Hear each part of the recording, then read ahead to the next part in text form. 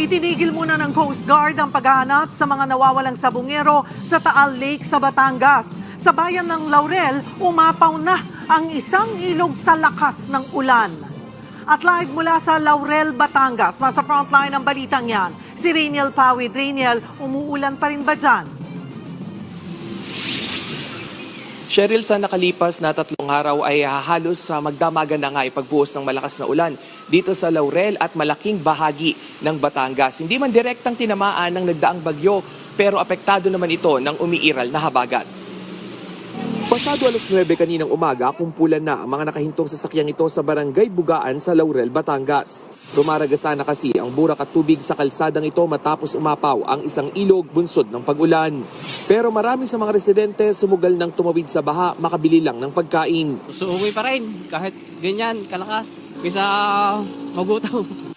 Ang ilan naman bumaba na ng sasakyan at napilitan ng lakarin ng baha. Agad namang inalis ng Coast Guard at local government unit ang bumarang mga basura at troso sa ilalim ng kalsada. Sa bayan ng Talisay, gumuho na ang lupa sa ilang barangay. Kinailangan pang i-chainsaw ang punong ito na humambalang sa daan.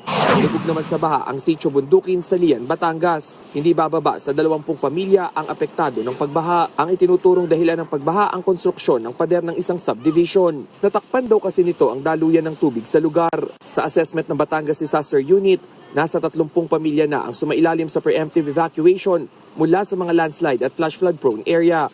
Dahil sa masungit na panahon, suspendido muli ngayong araw ang search and retrieval operations ng PCG para sa paghahanap ng mga nawawalang sabungero na umano'y itinapon sa Taal Lake. Ayon sa Coast Guard, sinubukan nila ang underwater drone kahapon ng umaga, pero agad din itong itinigil para sa kaligtasan ng mga diver. Cheryl, pasado 5:30 kaninang hapon ay bahagyan nang kumalma yung lagay ng panahon dito sa May Laurel. Pero ngayon ay nagsisimula na naman yung pag-ambon. At Cheryl, balikan natin yung dito sa Lawa ng Taal, yung search and retrieval operations. Sinabi naman ng PCG na lagi silang nakastandby at kung bukas ay gumanda-ganda na nga yung panahon, alas 7 ng umaga ay magbabalik na sila doon sa search area sa Ground Zero. Cheryl. Maraming salamat, Rainiel Pawid, live mula sa Laurel, Batangas. 2 ang patay matapos malunod malapit sa Cagayan River sa kasagsagan ng masamang panahon. Live mula sa Tuguegarao, Cagayan, nasa frontline ng balitang iyan si Mon Gualvez. Mon, kumusta na ang panahon ngayon sa Cagayan? Julius, ilang sandali bago tayo mag-same papawid, bumuhos ulit ang ulan dito sa malaking bahagi ng Cagayan. Gumaganda-ganda pa naman ang lagay ng panahon dito na umaaliwala sa kahit paano mula nang lumabas ang bagyong Krising sa bansa. Ang masaklap, 2 magkapatid nga ang nalunod nitong weekend malapit sa Cagayan River. Ilang oras pinaghahanap ng mga otoridad ang isang lalaking nalunod malapit sa Cagayan River sa Alcala, Cagayan. Sa investigasyon, paliliguan lang sana ng 62 taong gulang na biktima ang alagang kalabaw nung Sabado matapos manalasan ng bagyong Krising. Natatansya na naman namin dito sir pagkakuan na yung epekto ng bagyo. Okay naman na sir, wala namang malakas na ulan saka mga hangin kaya pumunta na sila sa ilog sir. Para paliguan sir. Pero aksidenteng nabitawan ng biktima ang tali ng kalabaw kaya napunta sa gitnang bahagi ng binahang maisan. Lampas tao na yung sukat ng mga pananim na mais sa lugar at dahil sa ulang dala ng bagyong Krising, nalubog sa tubig ang lahat ng mga ito lalo na yung malapit sa ilog. Ang problema, napulupot naman sa mga dahon nito yung biktima kaya nalunod. Sinubukan pa siyang sagipin ng kanyang kapatid pero pareho silang nalunod. Pareho pa naman silang may mga naulilang pamilya. Hindi ko alam, sir. Mahirap. Paglilinaw ng Cagayan Provincial Government na nanatiling 0 casualty sa lugar mula sa pananalasa ng bagyong Krising. Alam mo kasi nung nangyari yun ay tapos na ang bagyo, out of the Philippines na. It's not typhoon related. It's just that disgrasya eh. Sa ngayon, nakabalik na sa kanilang tahanan ang nasa mahigit 2,000 pamilyang lumikas dahil sa bagyong Krising.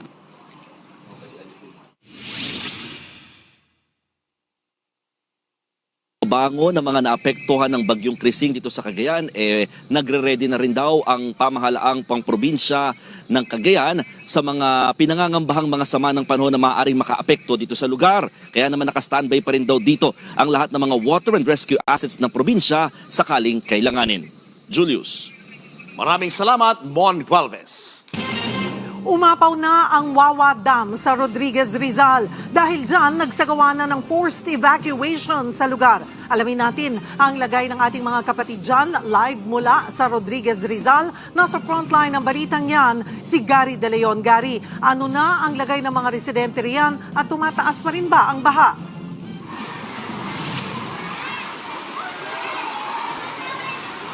Cheryl, nandito ako ngayon sa Barangay Manggaan dito sa Rodriguez Rizal at karamihan na nasa likod kong mga bakwit na nakikita ninyo ay galing nga ito sa mga river na umapaw na ngayon. No? At karamihan na nakikita nating bakwit ay wala nga sila mga cubicle kagaya ng mga ibang evacuation center. Ito ay dahil sa patuloy na pag-ulan, umapaw na ang Upper Wawa Dam kaya pinangangambahan ang pagtaas ng level ng tubig sa Marikina River. Sa ngayon, 3 barangay na, Cheryl, ang nasa evacuation center. Kulay putik at rumaragas ang bahang yan sa Rodriguez Rizal. Sa lakas, inanod ang isang motorsiklo. Inabangan yan at kinuha ng mga lalaki sa kanto kung saan mas mababa ang tubig. Mas malala naman ang baha sa iba pang bahagi ng Rodriguez, partikular sa mga nakatira malapit sa dam. Ayan, ito po yung sitwasyon namin dito, Riverside, Manggaan, Montalban, Rizal. Ang iba nga nagpasaklolo na. Pa-share na rin po ng video para po sa mga rescuer po. Sobrang laki na po ng ilog, talagang apaw na. Ayon sa uploader, umapaw ang ilog sa kanilang lugar dahilan para tumaas ng sobrang tubig at malubog ang kanilang lugar.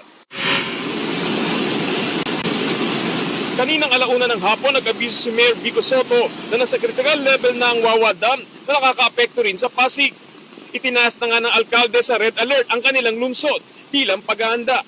Bukod sa Pasig at Rodriguez Rizal, apektado rin sa pag-apaw ng Wawa Dam ang Marikina, ilang lugar sa Quezon City at Cainta, Rizal. Cheryl, sa ngayon ay nararanasan natin ngayon dito sa Rodriguez Rizal yung malakas na pagbuhos ng ulan at yung 3 barangay nga sa evacuation area ay aabot na rin din sa 3,000 individual. Kaya kung patuloy pa raw ito, nasa desisyon na ng MDRMO o ng local government kung sila ay magkakaroon ng another evacuation o pag tumila ang ulan ay pwede na rin umuwi yung mga kababayan natin. Cheryl. Maraming salamat, Gary De Leon, live mula sa Rodriguez Rizal. Nainis ang ilang estudyante sa Maynila dahil daw late ng abiso ng class suspension. Nahirapan tuloy silang makauwi dahil sa baha. Live mula sa Espanya, Maynila, nasa frontline ng balitang yan si Camille Samonte. Camille, kumusta ang baha dyan sa Maynila? Julius, lubog sa baha ang maraming lugar sa Maynila dahil nga sa walang tigil na buhos ng ulan dahil sa habagat. Marami ring estudyante ang nahirapan umuwi kanina matapos suspendihin ng Manila LGU ang mga klase sa pampubliko at pribadong paaralan sa lungsod. Mula umaga hanggang hapon, walang tigil ang buhos ng ulan sa Maynila, dala ng habagat. Sa Espanya Boulevard, abot binti ang baha. Kaya ang ilang estudyante, tinaas na ang suot na paldang uniform at tinanggal na ang sapatos para makatawid sa mataas na baha. Hindi sila agad makauwi matapos suspendihin ang klase dahil walang masakyan. Ang ilang rider naman inilakad ng mga motorsiklo nila para hindi tumirik sa gitna ng baha. Sa kabila ng malakas na ulan at sa peligro ng baha, nagawa pang mag-swimming ng ilang bata. Lagpas naman ng gutter ang baha mula Pedro Hill hanggang UN Avenue sa Taft, Maynila. Pahirapan din sa pagtawid ang mga commuter at estudyante. Dismayado naman ang ilang estudyante dahil alas 9 na ng umaga nang magsuspende ng klase kung kailan nakapasok na sila. Dapat alam nila na yung situations ng mga estudyante at situation ng Manila pag maulan na ganito is ganun, na madaling magbaha.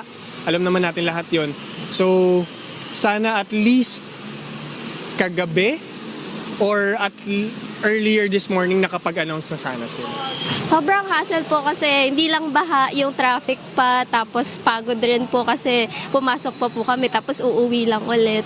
Ipinag-utos naman ni Manila Mayor Isko Moreno na ayusin ang drainage system at alamin ang sanhi ng palaging pagbaha sa Taft Avenue.